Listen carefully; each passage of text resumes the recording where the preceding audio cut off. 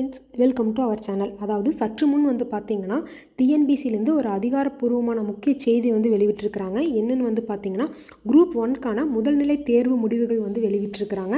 இந்த முதல்நிலை தேர்வு பார்த்தீங்கன்னா கடந்த ஜூலை 13ஆம் தேதி நடந்துச்சு. இதில் கிட்டத்தட்ட 1,59,000 பேர் இதில் கலந்துக்கிட்டாங்க. அதற்கான முடிவுகள் இப்போ டிஎன்பிசிலேருந்து அதிகாரப்பூர்வமாக வெளிவிட்டிருக்கிறாங்க. இந்த தேர்வு நடந்து 50 நாட்கள் ஆச்சு. 50 நாட்களுக்கு பிறகு தான் இதோட ரிசல்ட் இப்போ வந்திருக்கு.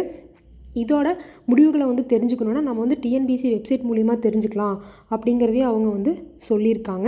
அது மட்டும் இல்லாமல் இந்த தேர்வில் தேர்ச்சி பெற்றவங்களுக்கான அடுத்த கட்ட தேர்வுக்கான டேட்டையும் அவங்க அனௌன்ஸ் பண்ணிட்டாங்க. எப்போன்னு பார்த்திங்கன்னா டிசம்பர் 10 to 13 சொல்லியிருக்காங்க. டிசம்பர் 10ஆம் தேதியிலேருந்து 13ஆம் தேதி வரைக்கும் அடுத்த கட்ட தேர்வு நடக்கும் அப்படிங்கிறதையும் அவங்க சொல்லியிருக்காங்க.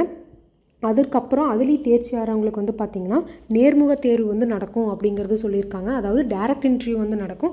அந்த டைரக்ட் இன்டர்வியூக்கு அப்புறம் தான் பார்த்திங்கன்னா உங்களுக்கான போஸ்ட் நடக்கும்னு சொல்லியிருக்காங்க. டோட்டலாக எத்தனை போஸ்ட்டுன்னு பார்த்திங்கன்னா குரூப் 1 போஸ்ட்டு 90 அரசு காலி பணியிடத்துக்கான தேர்வு தான் பார்த்திங்கன்னா குரூப் 1 தேர்வு. அதுக்கப்புறம் தான் பார்த்திங்கன்னா அந்த 90 காலி பணியிடங்களுக்கான பட்டியலையும் டிஎன்பிசிலேருந்து அதிகாரப்பூர்வமாக வெளியிடப்படும் அப்படிங்கிறதையும் அவங்க தெரிவிச்சிருக்கிறாங்க. ஸோ உங்கள் ஃப்ரெண்ட்ஸ் யாரெல்லாம் குரூப் 1 எக்ஸாம் எழுதியிருக்கிறாங்களோ இல்லை ப்ரிப்பேர் பண்ணிட்டு இருக்கிறாங்களோ அவங்களுக்கெல்லாம் இந்த வீடியோ ஷேர் பண்ணுங்கள். இது போன்ற கவர்மெண்ட் ரிலேட்டடான வீடியோஸ் அண்ட் ஜாப்ஸ் எல்லாம் நீங்கள் தெரிஞ்சுக்கணுன்னா நம்ம சேனலை சப்ஸ்கிரைப் பண்ணுங்கள். தேங்க்யூ.